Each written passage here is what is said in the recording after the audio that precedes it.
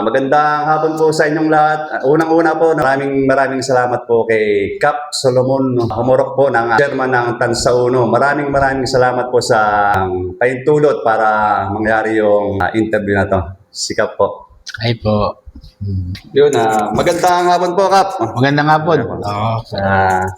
Maaari niyo po ba magbigay ng maikling mensahe lang po para sa nalalapit na kapistahan dito sa barangay Tansa? Bali, alam mo, napakahalaga ng pesta sa atin dito sa barangay natin. No? Kasi siyempre, Opo. ayan yung minsan nagiging mini reunion ng mga magkakaibigan, pamilya dito, may mga umuwi pa galing sa ibang lugar, may mga dumadayo, tsaka siyempre, mas pinapalakas natin yung pesta talaga natin. Opo. Gusto natin na maging one of the most visited pesta sa Navotas yung sa Tansawan. Maganda. So, ano naman, sa tingin ko naman, simula nung naupo naman tayo, kahit papaano, na-amplify natin yung pesta, inaabangan ng mga tao. Opo.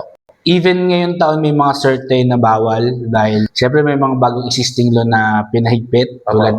Pero at least nakita naman natin na, na magiging masaya pa rin naman yung pesta natin. Lalo na, syempre, yung mga simbahan, mga taong simbahan, yung barangay, yung mga taong magpapalabas, taong magpapalaro, nagkakaisa naman.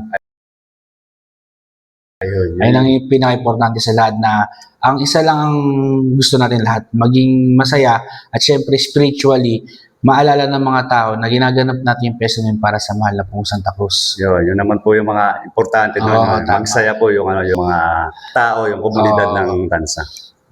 Kahalagahan po ng kapistahan. Ano po ba sa palagay nyo yung kahalagahan ng kapistahan para sa mga mamamayan ng barangay Tansa po? Ang kahalagahan talaga ng pesta is yung pagbibigay pugay at pagbibigay sa atin ng blessing na mahal na pong Santa Cruz. Kasi ang pesta naman natin sumasentro talaga sa pong Santa Cruz. Opo. So, it's a religious event talaga siya. Pero syempre, pagka sinabing pesta, hindi natin maiwasan na kahit pa paano daw social. Ibig sabihin, dapat yung mga tao nagkakaroon ng konting kasiyahan. Opo. Ang importante lang naman, hindi natin nakakalimutan na we celebrate, nagiging masaya tayo kasi pesta na mahal na pong Santa Cruz. At ang kahalagahan nun, lagi pinapaalala sa atin kung ano yung binibigay na blessing sa atin ng Panginoon. Yun po yung pinaka-importante po talaga. Paano po nito napapalakas yung samahan at pagkakaisa ng isang komunidad? Ayun isa rin yung sa nakikita ko kaya very much willing ako to support yung mga piyesta natin. Kasi diyan nagkakaroon ng camaraderie. Nagtutulungan yung mga kapitbahay. Di ba sa mismong araw ng piyesta, nagkakaroon ng mga palaro, preskinita. Kasi nasuportan din naman natin sa barangay. So, ayun yung nakikita ko na nagtutulungan, nagkakaroon ng budel fight, preskinita. So, di ba? Parang at least nagkakaroon ng interaction between the neighbors. Ayun yung isa sa pinaka-importante rin dyan. At least, syempre most of the time, nasa bahay lang tayo eh. Yung ibang tao natin, nagtatrabaho, pumapasok sa eskwela, uuwi sa bahay, magpapahinga na lang. Yung araw ng pesta, isa yun sa mga araw na nagkakaroon ng social life buong barangay. Lumalabas, yung mga palabas, may mga palaro, sumasali, nagkakaisa, lalo nagkakaroon ng bonding yung mga magkakapitbahay, nagkakaisa, nagkakatulungan. Yun, tama po. Maaari po ba ninyong ibahagi yung kasaysayan o yung pinagmulan ng pista dito sa barangay natin, barangay Tansa? Actually ganito. Siyempre, hindi naman ako ganun kaedad talaga eh. Actually, hindi naman ako matanda pa. Medyo yung nakakwento lang sa akin ng mga matatanda, ang sabi kasi nila, founded talaga ang Poong Santa Cruz sa Kapila is second Saturday of May. So, ayun yung naging kalakaran na pesta natin. Na every second Saturday ng May is pesta ng Poong Santa Cruz. Diba? Tapos, diba, ang Santa Cruz kasi napulot daw yan sa dagat. Ayun lang, yun din po yung hindi ko rin alam kami. Yun ang sinasabi nila na napulot yan ng mga isda. Unang inilagak ata sa Tansa Kaliwa. Tapos sa pagdesisyon ng baryo, magtayo sila ng kapilya dito sa may Tansa proper, o dyan sa E. Rodriguez. So, ayun yung mga history na re-record ko. At simula nung naitayo yung kapilya dyan sa E. Rodriguez, doon na nagsimula na ang pistahan. Ang pagpupugay sa mahal na pong Santa Cruz is every second Saturday of May. Ano po, Kap, yung natatanging tradisyon o aktibidad na inaabangan taon-taon na, Kap? Actually, ang lagi kong sinasabi, ang pinaka-importante na aktibidades sa pesta is yung procession sa gabi. Opo. Kasi syempre, alam mo, dun talaga dapat umikot yung sentro Opo. ng pagpipista. Kasi iikot natin yung buong Santa Cruz sa buong Tanza, ipapakita natin sa mga tao. At the same time, makikita mo talaga yung mga deboto Opo. na sama-sama naglalakad. Pero ngayon, sa mga bagong panahon, nadagdagan tayo ng mga attraction, lalo na yung wata-wata. Opo, tama. Oo, di ba? Yung po Nung- sa inaabang po. isa inaabangan yun ngayon. So, masaya naman tayo na nagkaroon ng mga diskusyon, pero at least na sabi naman natin na ang wata-wata is isa na rin symbolize ng pesta natin sa Opo. Tansawan. At makita naman natin kahit ibang barangay na medyo ginagaya na yung pesta natin. Opo. So, masaya tayo sa ganun. Sana lang matuloy-tuloy natin.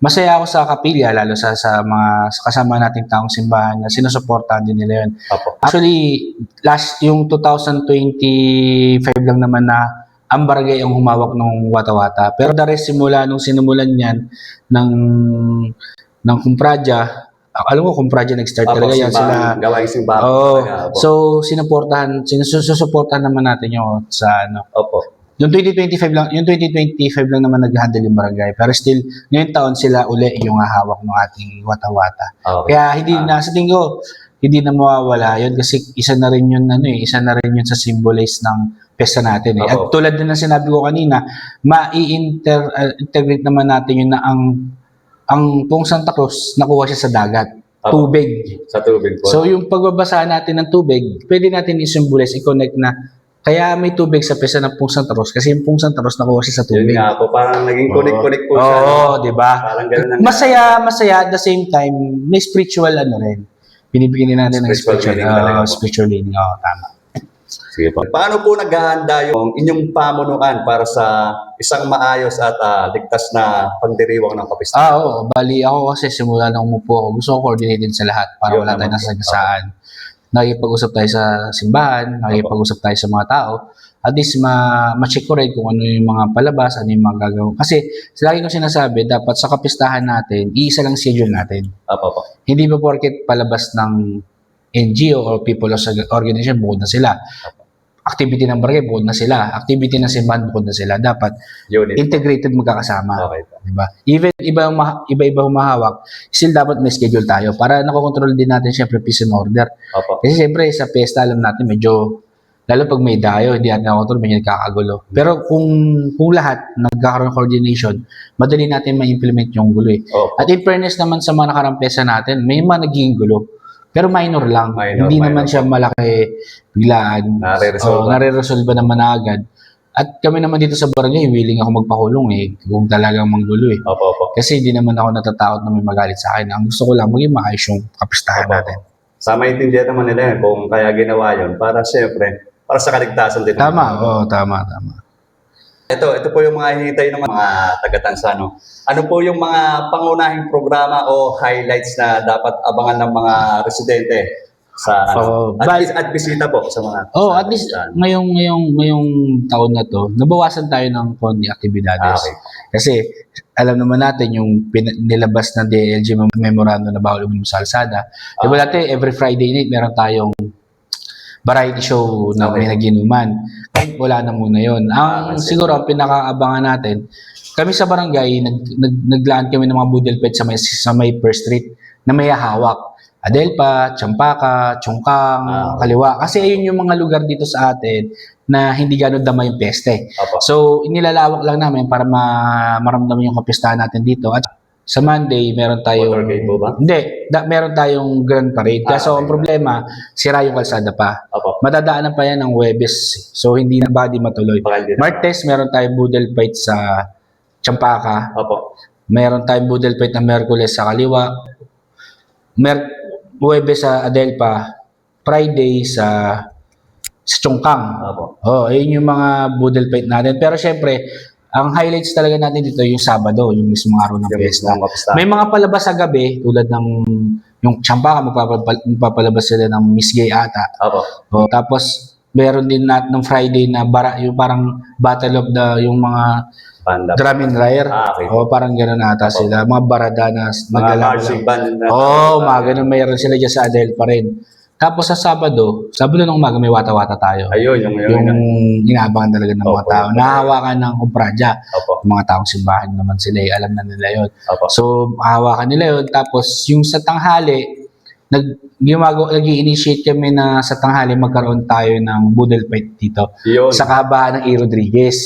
Ang target talaga namin is mula doon sa Tansa Elementary School hanggang dito sa Sandigan, yung lamesa. Ayun. Yun yung pinaka-bagong Isa sa mga bago. Kasi, sabi ko kasi kay Kagawad Rydel, kasi may hawak ng peso, dapat taon-taon, kung may nawawala man sa aktibidad sa may bago tayong in-offer. Opo. Para at least nakikita nag-level up tayo. Ayun, tama po. So, isa sa nakita namin yun na baka pwede tayo mag-boodle fight from Tansa Elementary School hanggang dito sa Sandigan, top with the organization per Eskinita. Opo. Diba, yung Mapalad, Marikit, bibigyan natin sila ng panluto. Opo. Tapos ilalabas na lang nila. Ayun. Hanggang magtuktok-tuktok yung lamesa sa mahaba. Opo, magandang idea po. Oo, di ba? Ibig sabihin, masaya din siya na mismo araw ng pesta sa Tansa proper magkakaroon tayo ng boodle fight na mahaba. Tapos, yung gabi, yung sabi ko nga, yung talagang pinakamalaga, yung prosesyon.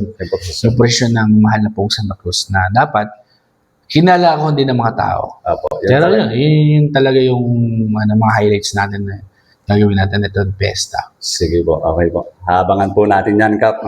Lalo po yung yung boodle fight na yun, no? Siyempre, sabi nyo nga po, merong nawawalang mga events kada taon, pero siyempre, merong kapalit. Na Dapat may bago. Mas maganda naman. Oo, mas bago. Saka yung boodle fight, aabangan ng mga tayo kasi parang yun talaga yung sumisibuli din ng isang kapistahan eh. Pagsasalo-salo sa. Tsaka pagkakaisa rin ng mga tao. Opo, pagkakaisa. Sige po. Kap, ano po ba ang mga hakbang na ginagawa upang matiyak ang kalinisan, kaayusan at seguridad sa panahon ng kapistahan po? Ayun naman pagka araw ng pesta naman, automatic yung city government nagpapadala yun ng medic dito. Ayun. Standby medic kasi alam naman nila na medyo mainit. Opo. Tapos, siyempre, baka may heat stroke. So, nandiyan naman yan, nakabantay naman yung ambulansya from the city. Pangalawa, siyempre, yung mga tanod natin, tsaka yung mga kapulisan natin, alam naman nila yung mga lugar na dapat ikutan na dapat bantayan natin. Lalo yung kung may event dun sa lugar na yun, pinabantayan na naman natin yun at pinangangalagaan yung kaayusan. So yun naman, ang importante lang naman, aware tayo Opo. Tsaka importante, proactive yung mga security natin para at least maiwasan yung gulo talaga. Basta masigurado lang kaayusan. Paano po ninyo hinihikayat ang pakikilahok ng mga kabarangay, lalo na yung mga kabataan sa gawain ng pista po? Hindi, actually sa pesta naman natin, hindi mo na kailangan mahikayat, automatic naman. Sa bagay, tama naman po. Oo, automatic naman. Alam Kasi naman po nila yun for happiness talaga yun. Yun na, aminin man natin sa hindi, yung mga kabataan kasi gusto talaga nila maging maligaya. Opo. Ang kaya kami dito sa barangay, ang ginagawa lang namin is hinalagyan namin ng restrictions. Opo. Ano yung mga pwede, ano yung mga hindi. Opo, may limitasyon. No? Alam naman natin na buhay na yung pesa dito sa atin. Hindi mo na kailangan makikayat na automatic sasama yun. Opo, Lalo sa wata-wata, kahit hindi ka mag-imbita dyan, Opo, napakaraming sasama dyan. Tama. Diba? Opo, tama naman. Kaya automatic na sa mga tao yun. Okay. Ano po ang inyong paanyaya sa mga nais bumisita sa Barangay Tansa ngayong kapistahan? Yun lang. Very much welcome naman yung mga ibang tao outside the Tansa sa atin para makita nila na natin sineselebrate yung pista natin. Opo. Paano tayo nagkakaroon ng magandang samahan dito sa barangay natin. Alam mo, especially dito sa Tansawan, matandang barangay tayo Opo. I mean, pag sinabi matandang barangay, usually mga tao magkakilala na. Opo. Diba? Hindi na iba. Opo. Kumbaga, kung sa isang lugar, lagi tayo may kaibigan. Opo. Kasi may paaralan naman tayong high school at elementary dito. Kaya usually magkakilala na talaga yung tao. So, pagka may bisita naman tayo dito, very much makita nila paano natin yung tradisyon na ginagawa natin sa pesta. Yung hospitality po. Hospitality natin, pag-aalaga sa mga bisita natin. Na importante lang naman yung seguridad nila. Opo. At syempre, in-encourage ko rin yung mga bisita natin na sana kung ano yung patakaran dito, sundin lang din nila. Opo. Para wala tayong Para problema. din po yung Oo, tama. gaganap na kapistahan. Ano po ang inyong mensahe, Kap, upang maging matagumpay at makabuluhan yung gagawing celebration po ng kapistahan? Basta ako sila lagi sinasabi, bukod sa maging masaya tayo, huwag natin kakalimutan bakit natin sinaselebrate yung Yun pesta. po. Pinaka-importante. Pinaka-importante na alay natin to sa mahal na pong Santa Cruz. Tama po. So, kahit anong kaligayahan natin, kung anong kasiganahan sa buhay natin, lagi natin tatandang galing sa Diyos yun. Yun, tama po. Maging masaya tayo, pero mo, lagi natin pagpasalamat sa krisis ng mundo ngayon, Opo. nabubuhay pa rin tayo ng maayos. Tama po. Ikumpara natin sa iba na hikahos na. Tayo kahit pa paano, masasabi naman natin dito sa Tansa na nakaka-survive naman yung mga Opo. pamilya dito. So, ayun na lang sa akin, ay kung huwag natin kalimutan maging masaya, pero huwag natin kalimutan lalo kung bakit tayo nagiging Kung masaya. bakit po, kung bakit sineselebrate yung kapistahan. Yun lang. Yan po. Maraming salamat. Sige, salamat din po, Kap. Naka-survive din tayo sa ginawa mong. Maraming salamat po, Kap, sa pagbibigay sa akin ng pahintulot po para maging posible at mangyari po yung bagay na to, yung kaibigan. Very much welcome. Maraming salamat po sa suporta po. Thank you, kuya. Thank you. Thank you din po.